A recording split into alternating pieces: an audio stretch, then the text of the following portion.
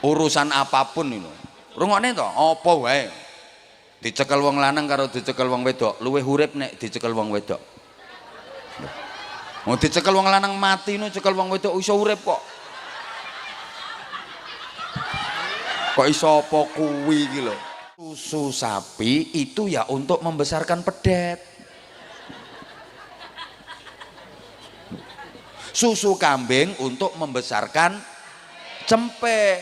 Susu kebo untuk membesarkan gudel. Susu ibu untuk membesarkan bayi bapak.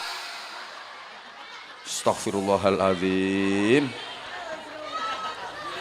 Diulang. Susu sapi untuk membesarkan susu kambing untuk membesarkan susu kerbau untuk membesarkan susu ibu untuk membesarkan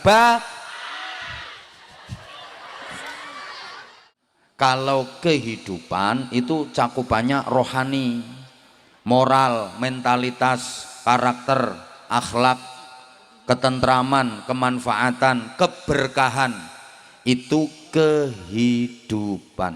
Secara penghidupan orang-orang sekarang sudah bagus. Dari segi ekonomi sugih-sugih orang sekarang daripada orang zaman dulu, betul? Kok nggak semangat sih, betul? Dulu adik-adik mau makan nasi putih sama daging itu kalau nggak waktu selamatan bancaan gak keturutan.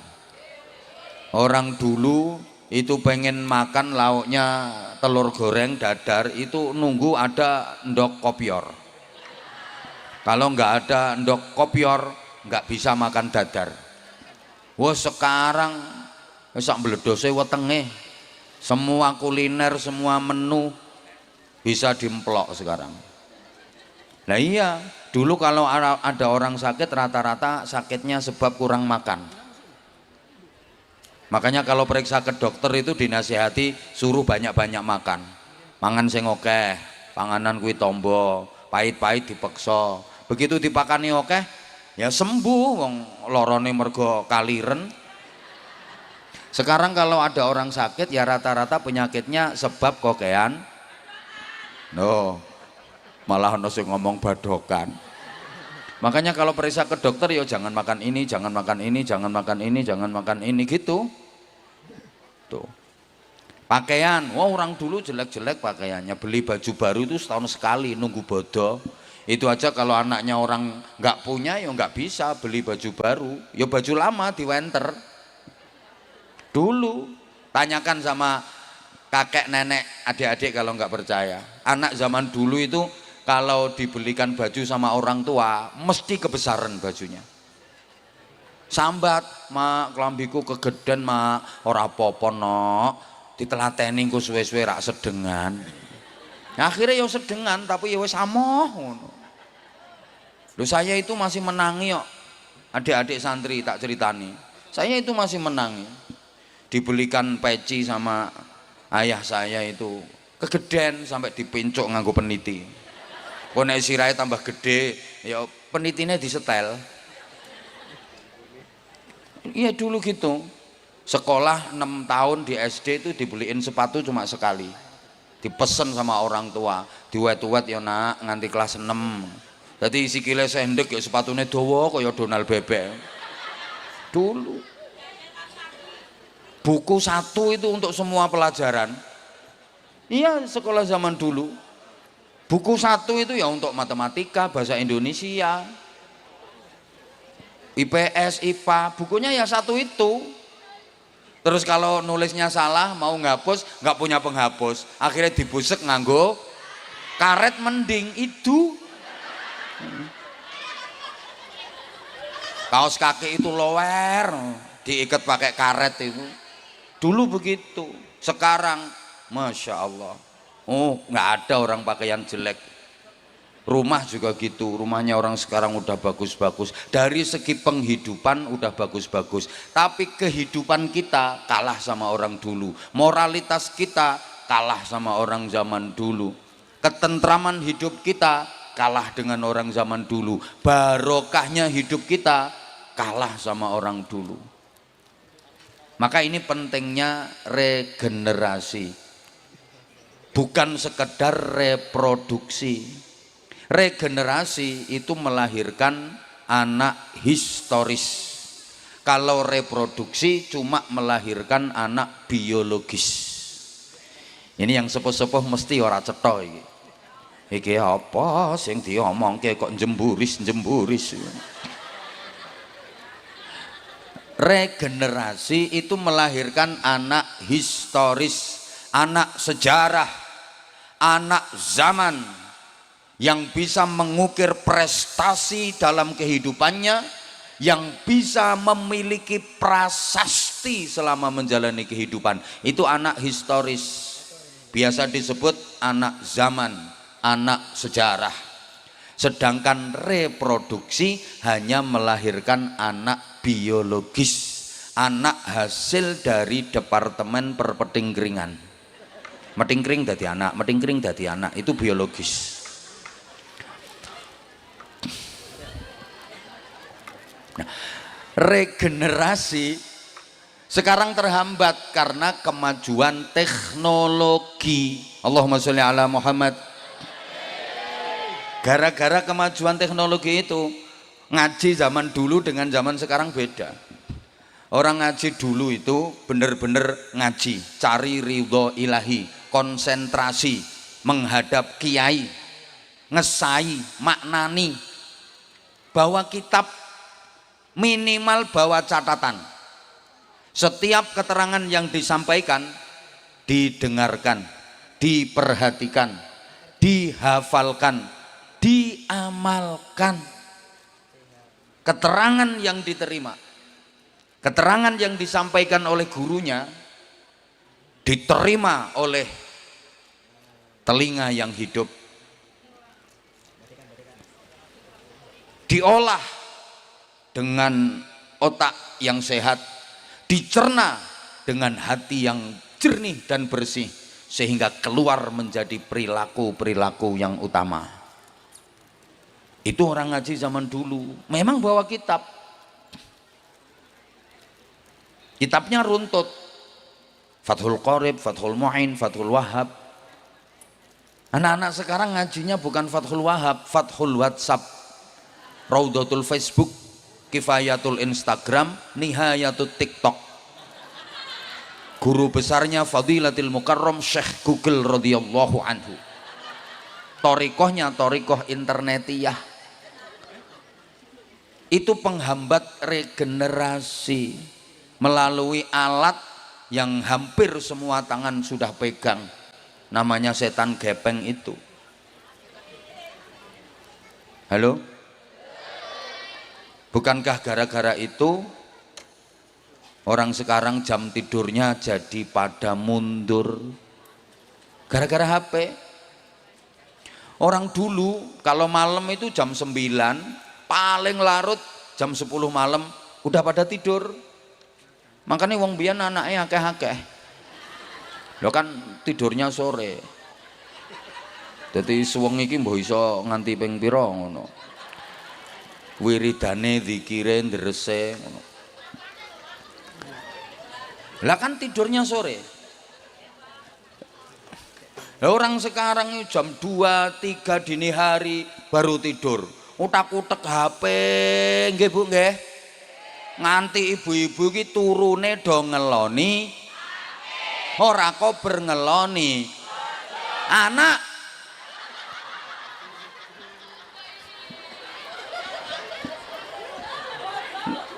le gara-gara itu pula akhirnya subuhnya pada kesiangan.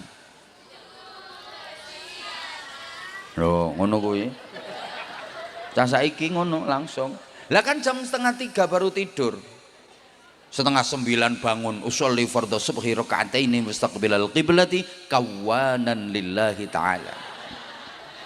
Gara-gara itu pula sekarang banyak anak-anak yang tidak berbakti kepada orang tua. Adik-adik santri dulu cucu sowan ke simbahnya, sekarang malah kebalik, simbah yang sowan ke cucunya. Coba kalau ada simbah kangen sama cucunya, datang ke rumah cucunya, kira-kira cucunya jagongi simbahe apa jagongi HP-ne? Anak-anak sekarang lebih mementingkan ibunya apa HP-nya? Lebih nurut sama ayahnya apa HP-nya? Lebih sering pegang Qur'annya apa HP-nya?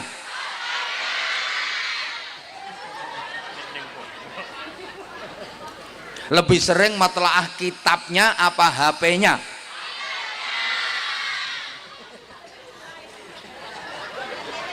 Makanya sekarang dunia juga jadi terbalik. Halo? Jujur ya, orang sekarang itu dituntut harus bisa jadi manusia siluman, manusia yang harus hidup di dua dunia, dunia nyata dan dunia maya. Nah kalau hidup di dua dunia namanya kan manusia siluman. Kalau orang dulu itu manusia beneran, hidupnya hanya di satu dunia, dunia nyata. Tapi manusia sekarang hidupnya di dua dunia, dunia nyata dan dunia maya. Maka sekarang banyak manusia-manusia siluman. Di samping hidup di dunia nyata, justru lebih banyak hidup di dunia maya. Saya itu kadang-kadang kalau diundang ceramah itu si malakama. Saya maunya ngaji itu ya bener-bener ngaji di dunia nyata semua. Tapi kebanyakan jamaah yang saya hadapi hidupnya di dunia maya. Makanya kalau diundang itu ya bingung saya antara diterima apa ditolak. Mau diterima kok nggak sesuai dengan kata hati, mau ditolak itu kok yo sapa ngomong eman, pikiranmu lak duit ngono. Sorry ya, saya mulai dulu ngaji kemana-mana nggak pernah mikir duit, nggak pernah mikir sangu, nggak pernah mikir amplopan. Lah nyapa wong wis dipikir panitia kok. Halo, maunya saya ngaji itu yang ngaji semuanya di dunia nyata. Tapi rata-rata jamaah yang saya hadapi udah pada bawa HP. Jadi saya ngaji jamaahnya selfie. Ada itu jilbabnya putih.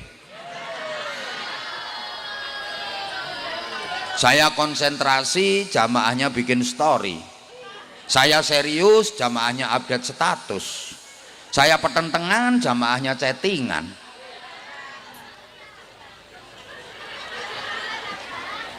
Ya Allah, ada yang dari tadi terus dikai status ngaji bareng Abah Anzah. Ada, aku ngerti kok, ngerti wongnya rodok lemu.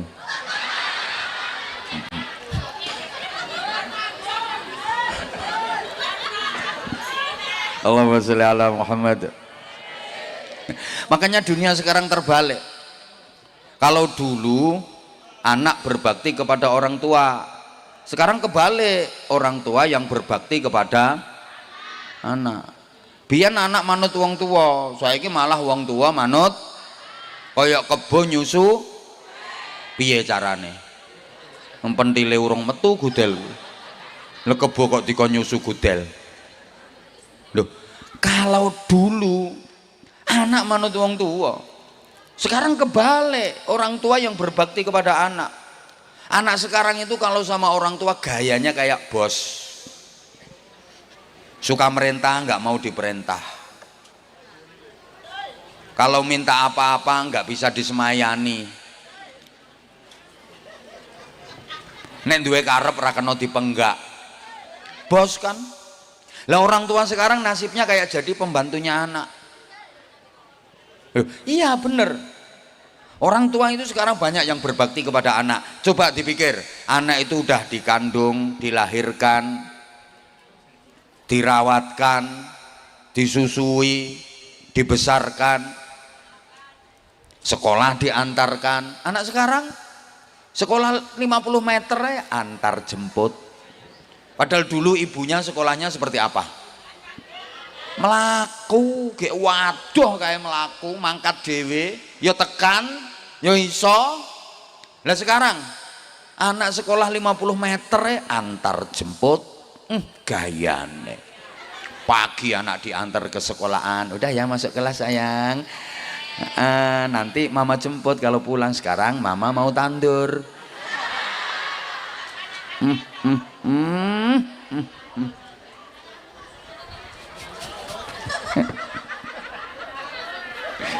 Udah. Ya Allah ya Karim.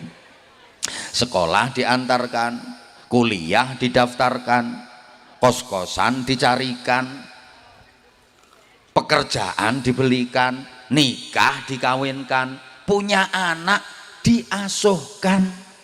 Loh sekarang kan banyak nenek yang ngasuh cucu. Udah tua kerjanya jadi MPR, ngomong putu ruwet. Nah kan banyak tuh sekarang mbah-mbah yang profesinya jadi MPR, ngomong putu ruwet. Gajinya 3M, mumet mencret.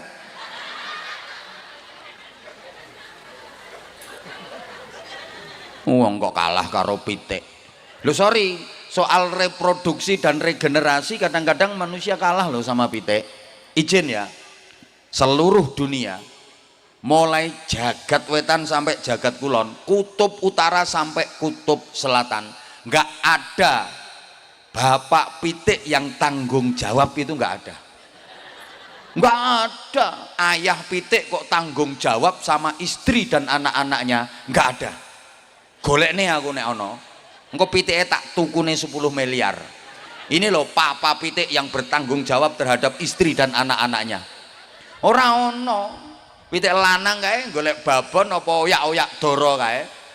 Entuk dirayu, gek rayuane gawe tawaf. Kan mubeng nganti ping 7 kae. Wer ambek meyeng. Tawaf itu. Kok nek sing babone apa dorone wis kena kae ndoprok mekokok. Lah sing lanang munggah celingkrik, ndase dicucuk, gasak jebret gek rampung mudhun karo gaber-gaber kae. Rampung kuwi minggat wis. Gak peduli nasibnya mboke karo anak-anake piye, ndak peduli. Tapi mama pitik hebat. Mama pitik sukses. Lihat, ngendok ikhlas, walaupun papanya nggak tanggung jawab, mama pitik ngendok tetap ikhlas. Apa ono pitik ngendok ora ikhlas? Angkrem, khusyuk dan tumak ninah. Anak rolas metu bareng ora stres. Anak dididik sesuai dengan fitrah kepitian internasional. Lah iya toh. Bahkan anaknya diajari mandiri mulai kecil. Mama pitik betul-betul tanggung jawab. Betul, anaknya selalu diemban, masya Allah luar biasa. Halo, ketika diganggu sama orang, jangan macam-macam kau ganggu anakku, tak teladun kamu. Ketika ada hujan, maka kedua sayap mama pitik dijegrekkan. Krek. Sini sayang, kalian mama dekat erat, biar kalian hangat dan tidak kehujanan. Mama rela kehujanan asal engkau hangat dalam pelukan. Loh, mama pitik, mama rela sakit asal engkau tetap sehat sayang. Nek udan kae. Jadi anak-anaknya itu didekatkan ke dadanya, dekat dengan dadanya, dekat dengan jantung dan hatinya, sehingga menyatu jiwa antara mama pitik dengan anak-anaknya, didekat terus. Ini yang dicontoh ibu-ibu zaman dulu. Ibu zaman dulu itu kalau punya anak bayi selalu didekap, tidur dikeloni, selalu didekap. masak digendong, nyapu, umbah-umbah digendong terus. Dulu kalau punya anak kecil itu, ibu zaman dulu, dah nggak usah ditepuk tangan nih, udah didekap terus. Kenapa? Didekatkan ke dadanya, biar dekat dengan jantung dan hatinya, biar menyatu jiwa antara ibu dengan anaknya. Karo dijak gendingan kae, tak lelo lelo lelo lekung, la ilaha illallah, Allah maha agung. Nah kalau zaman sekarang ya diajak terus Quran lah atau sholawatan lah.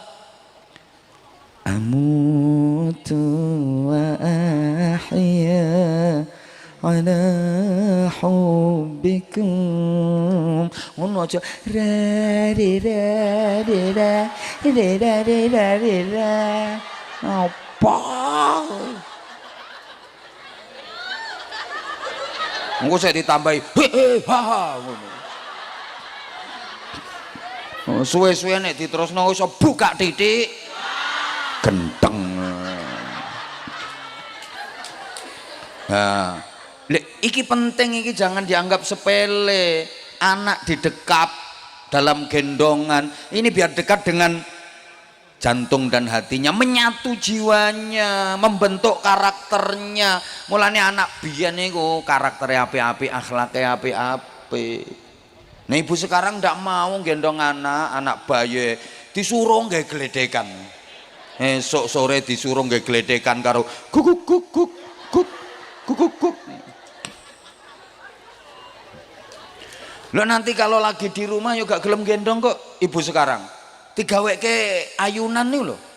Anaknya diayun kayak dul. Kene sak anake mbandul ibune tiktokan. Wonten apa mboten? Ono aku ngerti iki saiki wonge nek lungguh sikile selonjor wonge. Klambine ireng.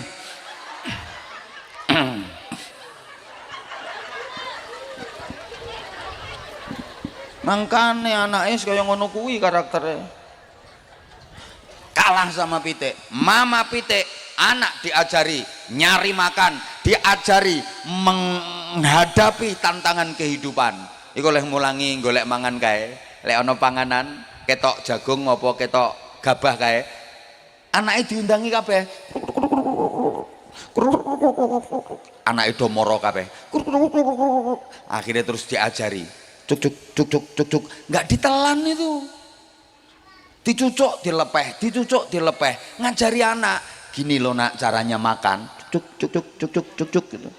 Anaknya bisa makan sampai anaknya bisa nyari makan sendiri, bisa hidup mandiri, sanggup menghadapi tantangan kehidupan. Begitu anaknya udah gede, gak dimong terus, diteladungi, dipecoi, pendeli, suruh pergi, sana pergi. Kamu sudah dewasa, kamu sudah bisa mandiri, kamu sudah bisa menghadapi tantangan kehidupan, kamu sudah bisa cari makan, pergi sana kamu. Hebat anak sing lanang gagah dadi jago, anak sing wedok hebat dadi babon. Mama pitik sukses ndidik anak-anaknya tanpa ngrepoti mbae. Mulane ora ana mbah pitik momong putu.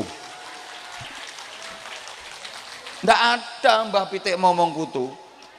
Lah nek Mbah Sukorejo kalah karo pitik.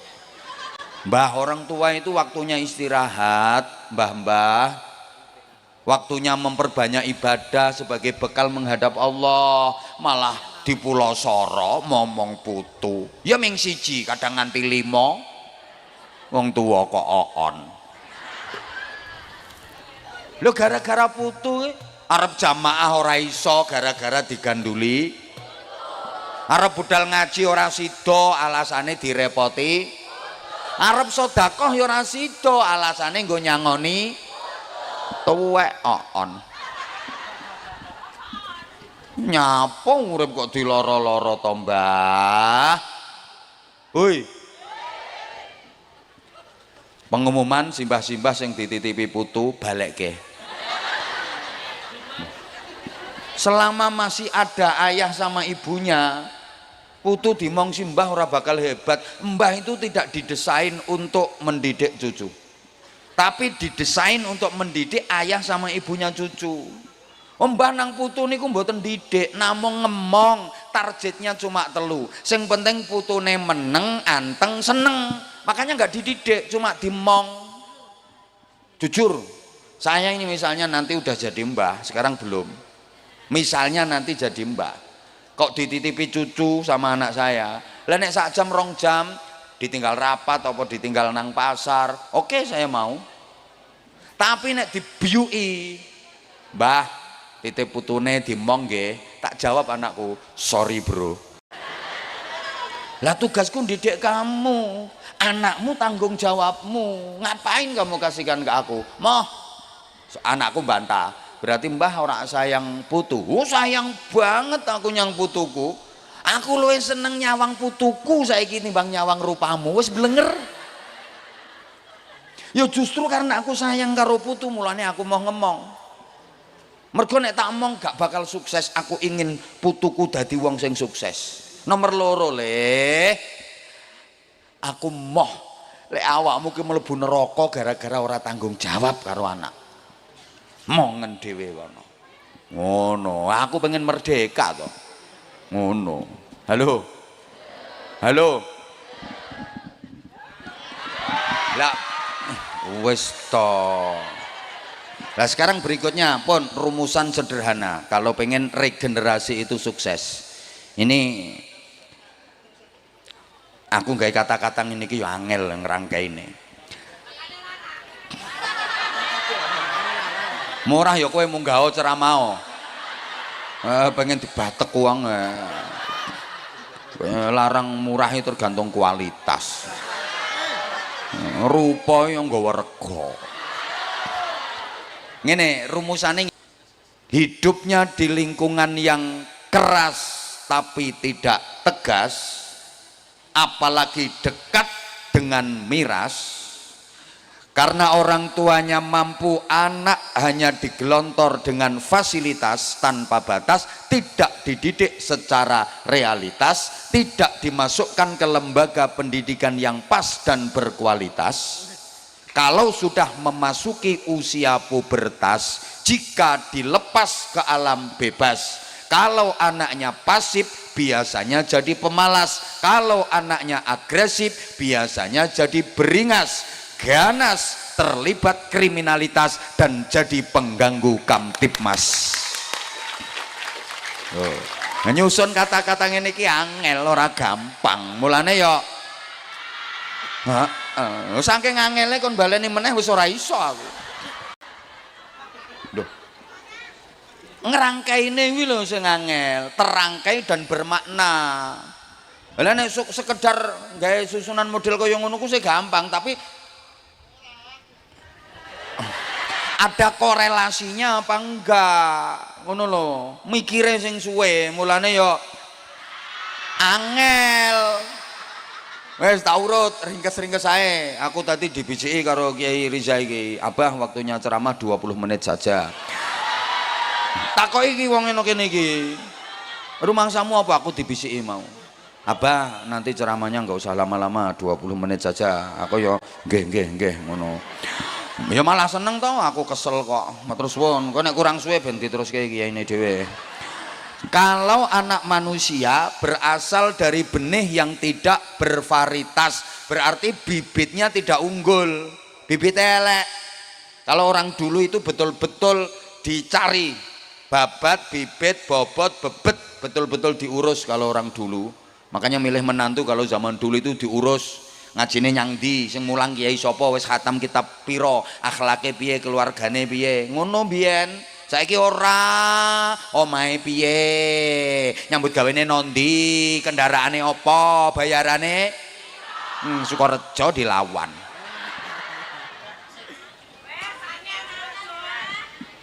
Bibitnya tidak bervarietas, bibitnya enggak unggul. Halo? Kalau anak manusia berasal dari benih yang tidak bervarietas, karena bapak ibunya tidak jelas, agamanya tidak jelas, imannya tidak jelas, akhlaknya tidak jelas, kelakuannya tidak jelas, orang-orang yang tidak menjunjung tinggi moralitas.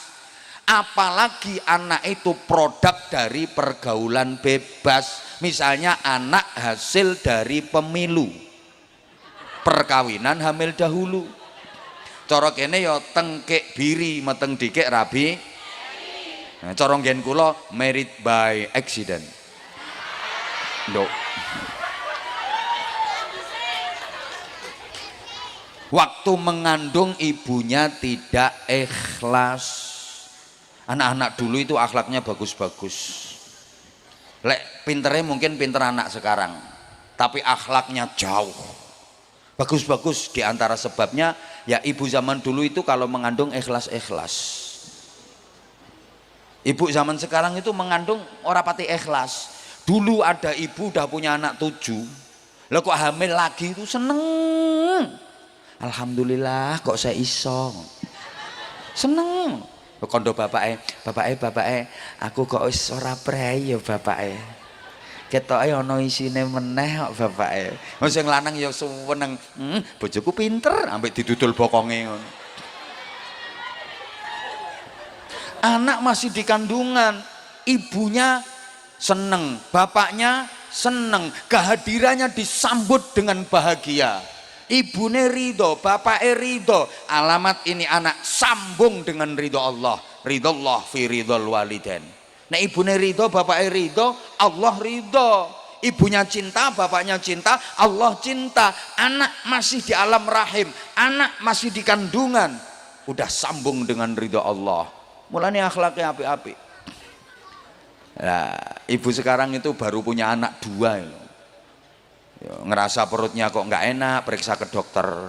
Setelah di lab diperiksa, dibilangi sama dokter, nggak apa-apa kok mbak, selamat ya, positif hamil. Menunggu gak guyu, malah kaget. Innalillahi wa inna ilaihi rajiun.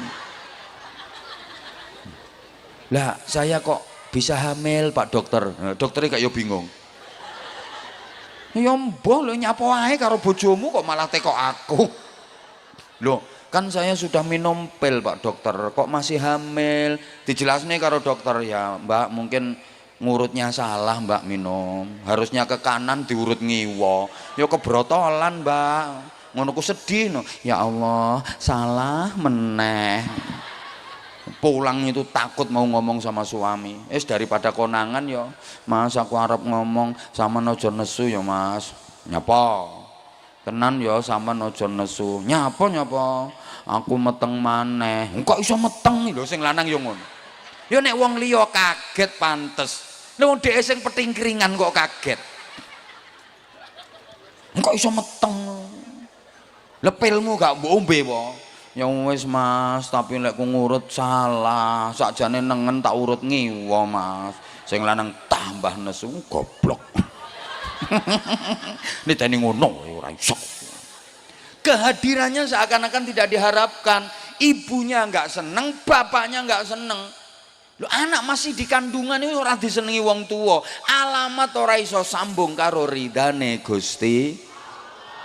Siji Bu eling-eling nek hamil sing ikhlas. Ngono aneh ikhlas kok. Kok iso takon apane iki le. Halo. Halo. Dah, kemudian setelah lahir, rungokne sik to sayang. Tidak diberi ASI secara tuntas sesuai petunjuk Al-Qur'an, haulaini kamilaini wa fisaluhu fi amaini. Ngono. Pemberian ASI eksklusif 2 tahun sempurna. Ibu zaman dulu itu kalau ngasih ASI ke bayinya itu tuntas 2 tahun.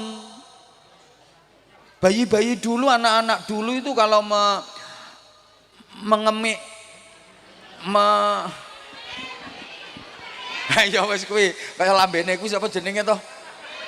Sapa jenenge? Mak Sri. Mementil jarene Mak Sri. 2 tahun. Bocah biyen ki nganti kan kelas 4, kelas 5 iki kadang jek mentil. nganti kelas 6 lho kadang jeh mendel bocah biyen. Lagi seno panggungi sampai saiki malan.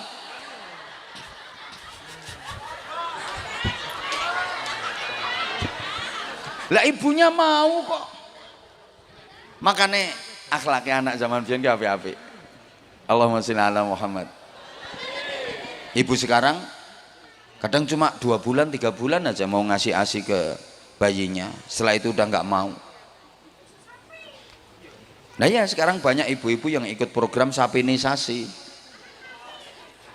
Boleh bukan nggak boleh kalau sifatnya membantu. Yang paling utama tetap ASI, jangan hanya dikasih susu buatan itu tok. Makanya sampai di Quran aja dibahas, dalam fikih ono hukum rodok saudara sesusuan. Artinya kalau ibunya udzur berhalangan nggak bisa menyusui, disusukan ke orang lain, bukan disusukan ke sapi lain. Understand? Ya Allah. Gini loh kalau diurut, susu sapi itu ya untuk membesarkan pedet, susu kambing untuk membesarkan cempe, susu kebo untuk membesarkan gudel, susu ibu untuk membesarkan bayi bapak. Astaghfirullahaladzim. Diulang. Susu sapi untuk membesarkan susu kambing untuk membesarkan susu kerbau untuk membesarkan susu ibu untuk membesarkan bayi. Lah sekarang banyak bayi yang tidak dibesarkan dengan susu ibu tapi dibesarkan dengan unsur pembesar pedet. Dia tumbuh bukan dalam bahasa ibu tapi tumbuh dalam dekapan lembu.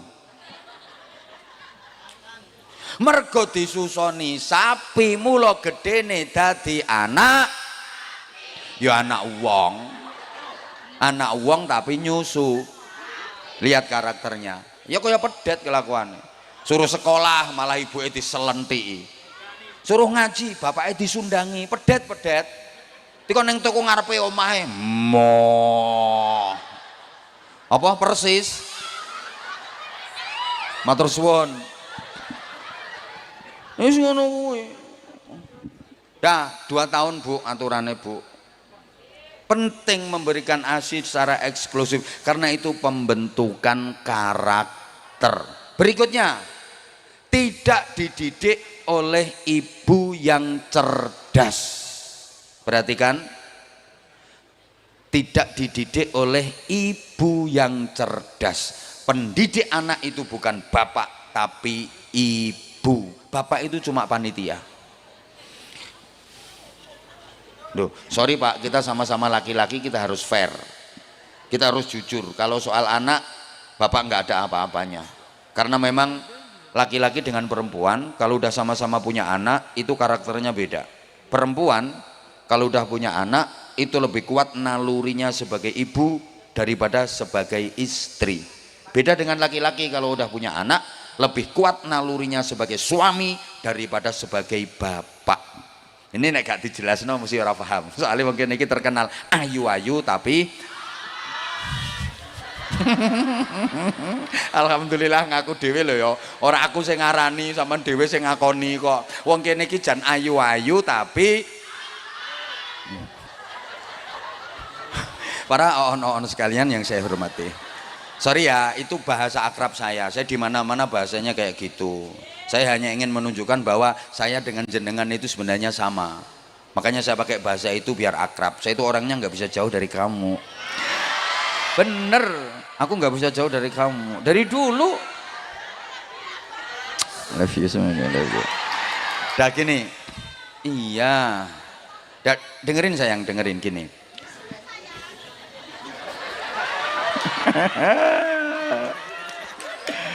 Astaghfirullahaladzim. Allahumma sholli ala Muhammad.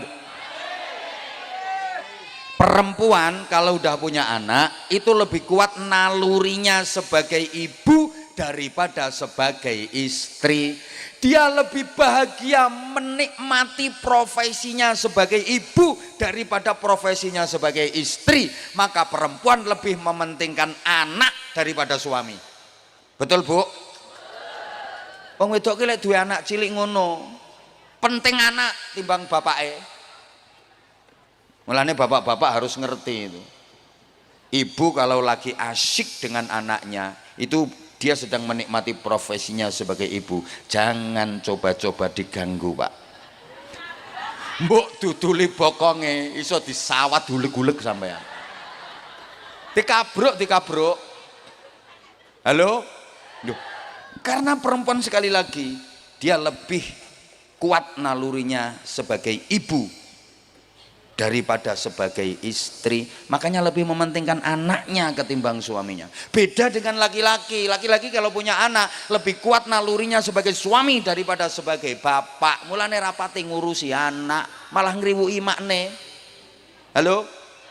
Bukti perempuan ditinggal mati suami, punya anak kecil-kecil 3. Sing dipikirne sapa?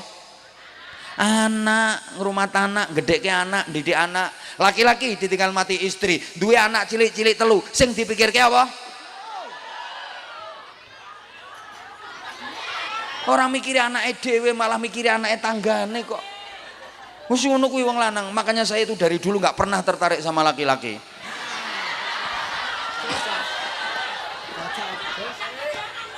Sehingga urusan anak itu Masya Allah jauh wong lanang karo wong wedok, nggak ada apa-apanya, semuanya ibu. Pendidik anak itu ibu, laki-laki nggak ada apa-apanya. Betul. Rungokno Pak, anak kecil lagi sakit, bapak bisa apa coba? Ibu telatene Masya Allah, digendong mulai isuk tekan tengah wengi, yo kuat. Selehke numpak sholat tok mbane telaten anake mama sakit ya sayang karo dipuk-puk bokonge anake mama sakit, anak bagus, anak ganteng, padahal anake wireng korengen. Anak bagus.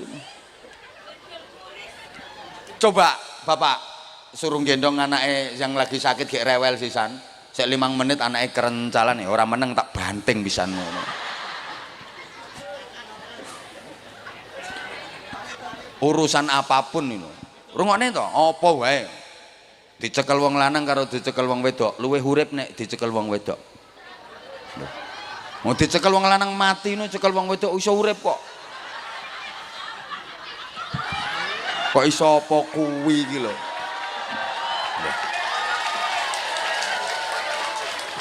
Mulane kadang le ngomong yo gaya wong wedok, alah ngono wae kok mati kene tak cekele engko ora urip ngono.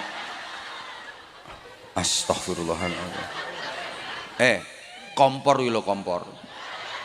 Dhewe wong lanang yo ora iso kon nguripke. Wong wedok lak pinter. Wong wedok iso nguripke sing mati kok. Astagfirullahaladzim. Wis sembuh sakarepmu, pikiranmu sakarepmu. Tekan ngendi wae kok ya. Hebat, makanya perempuan itu imadul bilad. Wanita itu tiang negara. Kalau laki-laki kan cuma tiang jaler. Bilangnya kok Allahumma sholli ala Muhammad. Maka pendidik anak bukan bapak tapi ibu. Maka kalau pengen punya anak yang hebat, ukurannya bukan bapak tapi ibu. Pengumuman kalau pengen punya anak yang hebat, anak-anak kita membutuhkan 3 ibu dan cukup 1 bapak saja.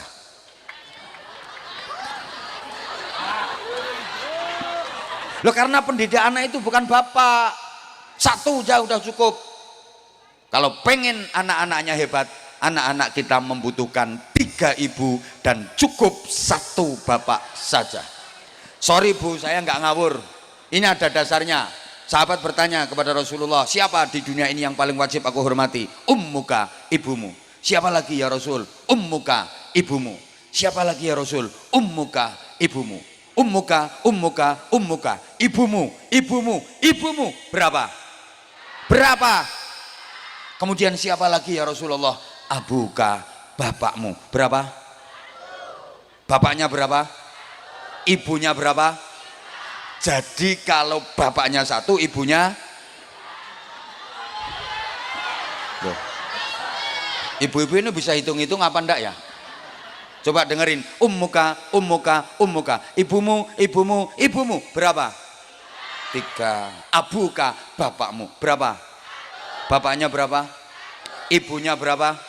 Jadi kalau bapaknya satu, ibunya, para edan-edan sekalian, udah gede-gede nggak bisa berhitung. Dah Bu, jangan marah dulu sama saya bilangnya kan 3 ibu bukan 3 istri. Yang dimaksud 3 ibu itu 1 ibu kandung, 2 ibu susu, 3 ibu guru. Kalau pengen punya anak yang hebat, anak-anak kita membutuhkan ibu kandung yang mengandung dengan ikhlas, ibu susu yang menyusui secara tuntas, ibu guru yang mendidik dengan cerdas di usia emas agar anak berprestasi dan berkualitas. Oh, nggawe kata-kata ngene iki angel ora gampang. Mulane yo pengen murah yo bojomu kon ceramah. Ngeyel ae kok yo. Lah iya. Ibu kandung yang mengandung dengan ikhlas, ibu susu yang menyusui secara tuntas, ibu guru yang mendidik dengan cerdas. Nah, dan 3-tiganya ini bisa dikerjakan dengan perempuan yang bernama ibu. Bapak-bapak nggak mungkin bisa. Halo? Ya Allah, gak nyaut tok. Nih, Rasulullah itu juga punya 3 ibu. Terpisah, semuanya manusia. Ada ibu kandung, ada ibu susu, ada ibu guru. Saya ulang, Rasulullah punya 3 ibu juga. Ada ibu kandung, ada ibu susu, ada ibu guru. Ibunya 3. Ibu kandungnya Sayyidah Aminah, ibu susunya Halimatus Sa'diyah, ibu gurunya Ummu Aiman, nama aslinya Barokah. Halo? Ya Allah, rati rungok. Lah anak-anak sekarang ibunya juga 3, terpisah, tapi yang 2 bukan manusia. Ibu kandungnya Siti, ibu susunya sapi, ibu gurunya wifi. Merah betul ya ora laris.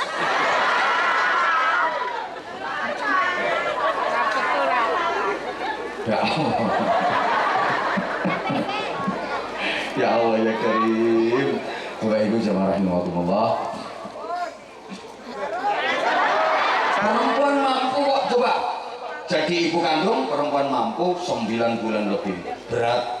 Bapak maaf, ngandung itu berat Pak. Baru hamil muda aja udah sakitnya luar biasa. Muntah kering nggak keluar apa-apanya.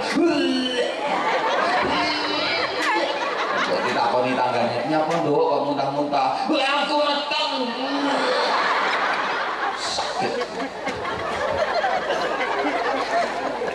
Makin lama makin besar, makin berat, orang kena diselehke.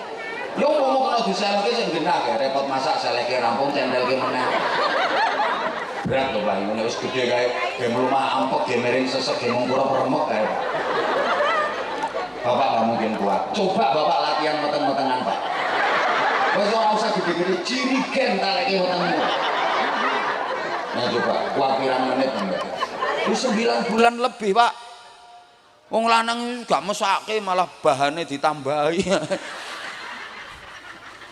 Rumangsane ora abot apa piye kok ya. Woi. Ibu susu yang menyusui secara tuntas perempuan mampu 2 tahun. Ya Allah, Bapak gak mungkin mampu soalnya orang metu. Wong lanang aja sedeng nganggo desel ya ora metu. Ibu tenang Ibu, sing ikhlas.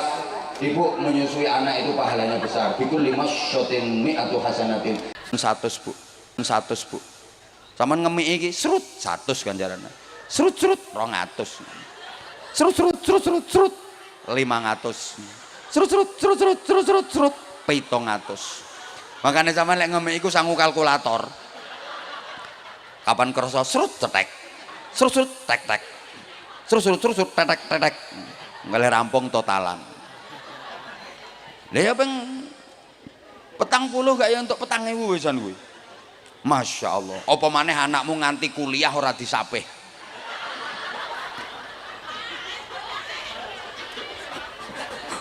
Astagfirullahaladzim. Ayo coba.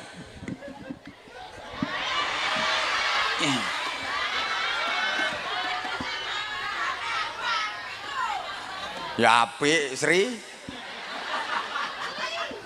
Bon. Terus ibu guru yang mendidik dengan cerdas. Dah setelah itu maaf. Dengerin tuh sayang.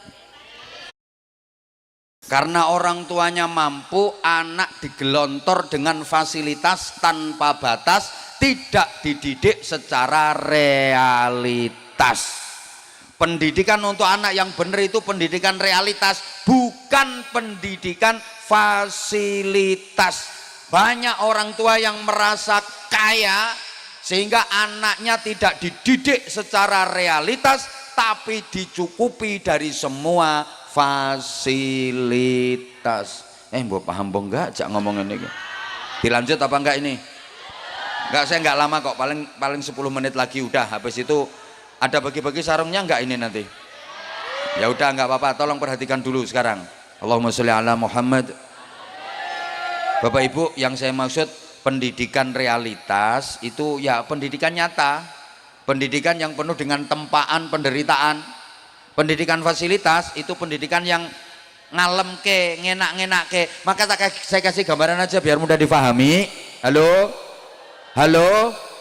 Pendidikan anak yang benar itu pendidikan ayam kampung, bukan pendidikan ayam broiler.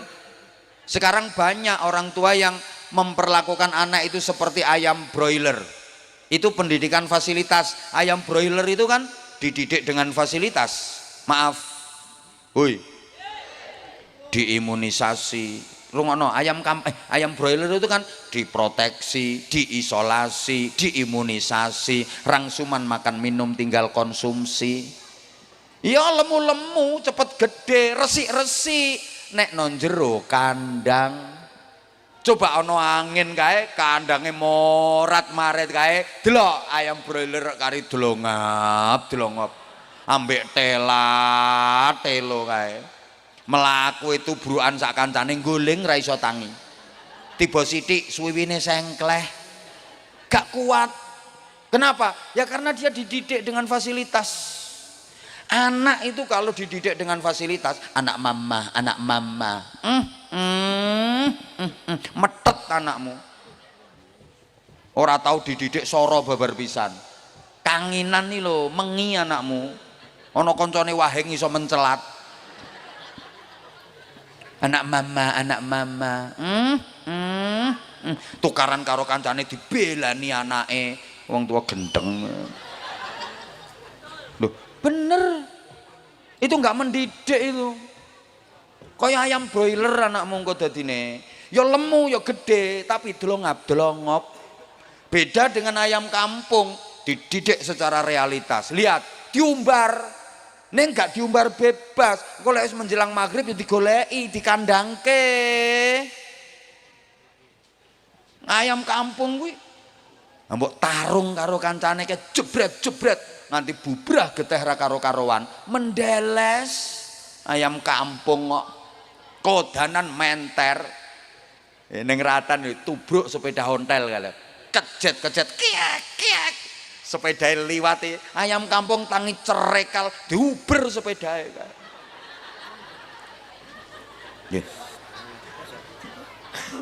bener. Maka saya sering istilahkan gini, kata kuncinya gini, jangan kau persulit hidup anakmu dengan membiasakannya hidup mudah. Membiasakan anak hidup mudah itu sama dengan mempersulit hidup anak kita sendiri. Orang tua sekarang itu punya naluri jahat. Cukup aku orang tuanya yang menderita, asal anak saya jangan menderita. Saya kerja keras untuk siapa kalau bukan untuk anak. Ini naluri jahat, itu tidak mendidik. Nggak ada anak hebat dari fasilitas orang tua, itu nggak ada. Halo? Loh, orang tua sekarang kan banyak yang punya naluri jahat kayak gitu. Cukup saya orang tuanya yang menderita, anak saya jangan sampai menderita, saya saja orang tuanya yang menderita. Wah, itu sama sekali nggak mendidik itu. Anak nggak bakal jadi hebat. Tolong perhatikan adik-adik, nggak ada anak hebat, nggak ada orang sukses yang sejak kecil digelontor dengan fasilitas tanpa batas. Orang-orang sukses, orang-orang hebat itu semuanya berangkat dari pendidikan realitas. Rata-rata mengalami masa kecil, masa remaja yang penuh dengan penderitaan. Allahumma sholli ala Muhammad. Saya ulang, tidak ada orang hebat dari didikan fasilitas, nggak ada ceritanya. Anak itu kalau semuanya difasilitasi sama orang tua, nggak mungkin bisa jadi anak hebat. Jangan berharap anak kita hebat, jangan berharap anak kita sukses kalau kita nggak mau mendidiknya dengan realitas. Gini ya, maaf banget, nggak usah nyontohkan orang lain. Saya ini dididik dengan realitas, betul-betul realitas. Maaf banget, belasan tahun saya hidup di pesantren. Ya kayak pesantren sini, satu kamar isinya berapa puluh anak, nggak ada kasur, nggak ada bantal, turune wis geletak-geletak, nggak ada tikar, tidur di emperan masjid, kodanan. Belasan tahun saya hidup seperti itu. Orang itu kalau terbiasa dengan penderitaan, suatu ketika dewasanya dia hidupnya kok menderita, ndak kaget, wis kulino, wis terlatih. Suatu saat dia hidupnya mulia, terhormat, insya Allah nggak bakal sombong, karena dia bisa merasakan orang yang menderita, sebab dia punya pengalaman menderita. Saya ulang. Wong iku nek kulino loro, suatu saat ngalami urip loro, ora kaget wis kulino. Suatu saat ngalami urip enak, ora sombong. Dia bisa merasakan deritane wong loro. Understand? Tapi wong iku nek kulinane urip enak, dikulino dimanja, dicukupi fasilitas. Ya nek uripe gedene enak wis ora masalah. Bareng uripe menderita gedene nyonyor. Orang kira kuat. Oke, saya belasan tahun saya di pesantren. Maaf, pangananku ya wis kangkung, godhong kates, ketemu iwak asin, tahu tempe, pesta wisane. Mangan sego kadang wis gak ono lawuhe, lombok karo uyah urek ditutuli ngono ae. Bendrang wis seneng wisan ketemu bendrang kuwi. Belasan tahun. Makanya maaf, sekarang saya diundang ceramah kemana-mana atau misalnya namu ke rumah jenengan, aku disuguhi kangkung, bayem, godhong kates, terong, blendrang. Ora kaget, pangananku puluhan tahun. Tahes aku. Disuguhi sate, imbuh. Nambah. Loh. Soro ayo, enak ayo. Wis kulino soro kok. Ngono lho. Ayo coba wong sing kulinane panganane enak-enak tok cilik. Kayak kangkung, kembung, kayak sambal terong, mencret. Ya apa ora? Gampang gering. Saya tidur geletak-geletak, nemper-emper godaan kamar. Ya ora usah lemek, ora usah bantal. Saiki aku kon turu no gerdu no pos jaga kae. Ya iso wis kulino ket biyen ngono kuwi. Aku kon turu no empere masjid, wis biasa kulino, transit nggone panitia, maaf rumahnya sederhana biasa saya. Wis kulino aku urip model ngono ku. Dinepke hotel bintang 5, tanek.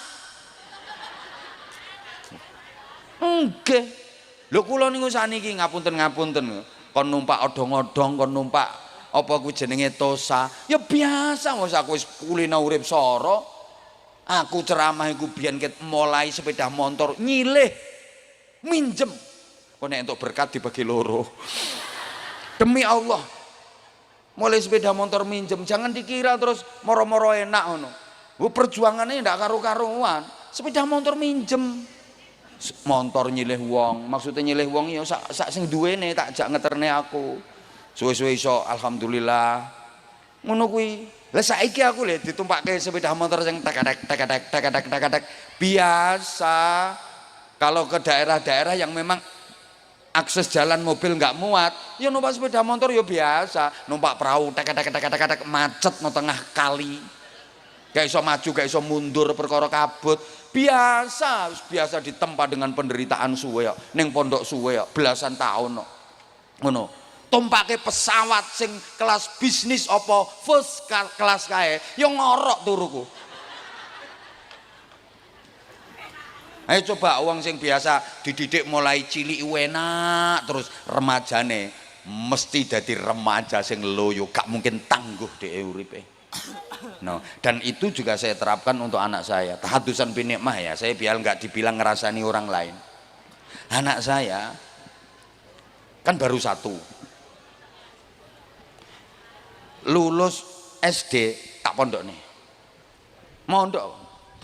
Nah, dan saya pilihkan pondok yang kamarnya itu segini, itu isinya 60 apa 70 anak. Yang penting ada tempat untuk kitab dan baju. Jadi lemari ini salon niki bagiane dibagi loro, separuh pakaian, separuh kitab. Tidurnya yang geletak-geletak,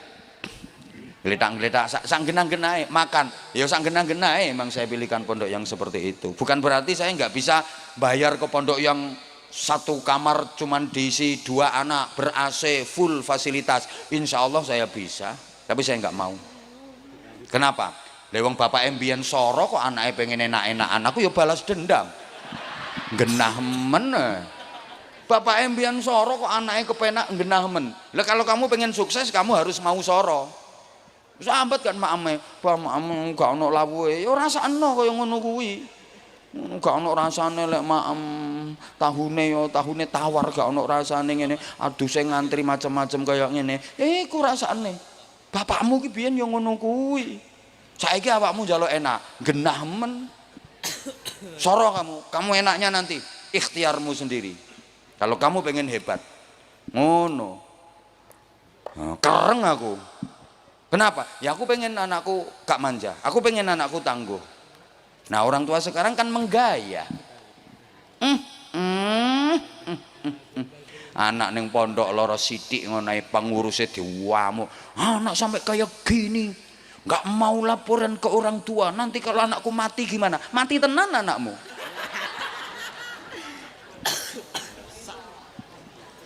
Halo? Loh. Lah bukan berarti terus saya mengongkon ya.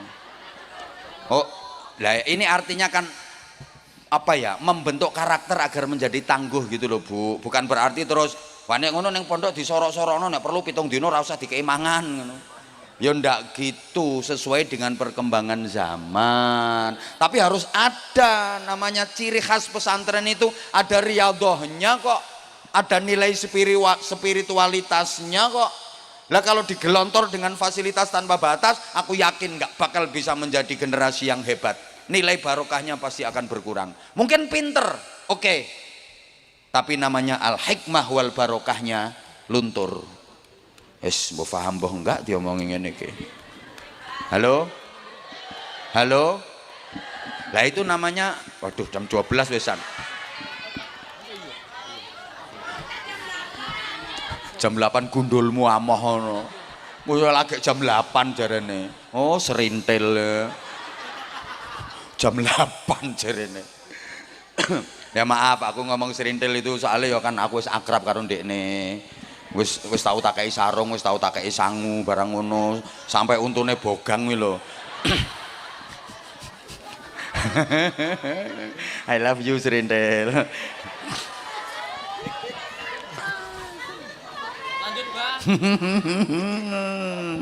Ya Allah ya Karim, Masya Allah, Masya Allah. Kemudian tidak dimasukkan ke lembaga pendidikan yang pas dan berkualitas. Ini juga penting. Orang sekarang itu kadang ya gengsi. Kalau memilihkan pendidikan ke anak itu yang dipilihkan yang bonafit, yang berkelas, yang standar internasional. Tidak memperhatikan faktor akhlakul karimah, pembentukan karakter, iman dan takwa. Sorry, yang penting lembagane iki pokoknya terkenal, terus lembagane kuwi dianggap bonafit, lembagane kuwi bergengsi, lulusane teko kono dadi wong pinter-pinter, banyak yang dadi pejabat, laris berbondong-bondong, semua pengen memasukkan anaknya ke situ karena dianggap lulusan situ berhasil, sukses semua, nggak memperhatikan moral, nggak memperhatikan iman dan takwa. Malah iki ono penyakit kronis di tengah masyarakat kita yang saya juga pengen membantu pengobatannya. Apa itu? Orang tua kita itu, orang tua itu kadang-kadang gini, kalau punya anak pinter, hebat, berkualitas, berprestasi, peringkat apik, cerdas, sekolah kinang sekolah unggulan. Kalau anaknya biasa-biasa ya madrasah. Karena anaknya bodoh kayak nakal pisan, buang neng pesantren. Jadi pondok iki sini bocah guaan, dianggap bengkel, mulane ya gudiken ning ngono. Anyel tenan aku. Halo? Halo? Astagfirullahaladzim. Bapak Ibu, ini gimana ya? Pondok-pondok pesantren itu maaf banget. Jadi ada semacam tekanan, lepas dari permasalahan dan persoalan yang ada, gimana supaya orang tua itu takut memasukkan anaknya ke pondok pesantren, di framing macam-macam di media sosial yang dibesar-besarkan. Ini ada upaya ya sistematis, saya tidak memeden-medeni, sesama ulama dibentur-benturkan, akhirnya kok nek kiai podo kiai beda pendapat nganti tukaran, umat kan wis gak simpatik karo kiai, alah kiai ora kena di not, kiai ini ya udah tukaran. Loh nanti image di masyarakat kan seperti itu. Jadi ada upaya kiai podo kiai didu.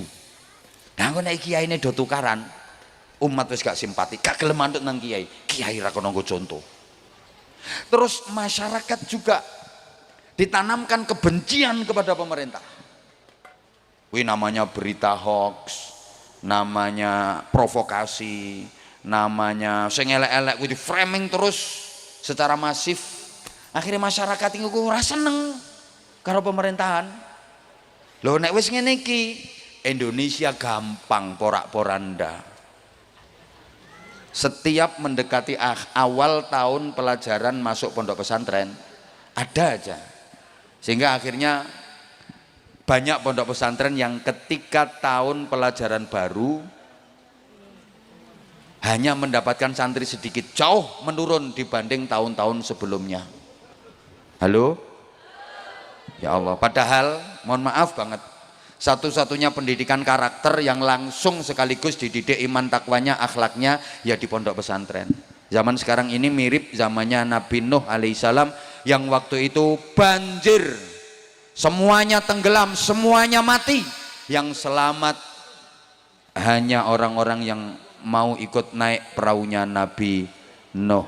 Sekarang banjir kemungkaran, banjir kedzaliman, banjir kenakalan, mati akhlakul karimah, jiwa manusia. Yang hidup, yang selamat orang-orang yang mau ikut naik perahu, dan perahu penyelamat itu bernama pondok-pondok pesantren.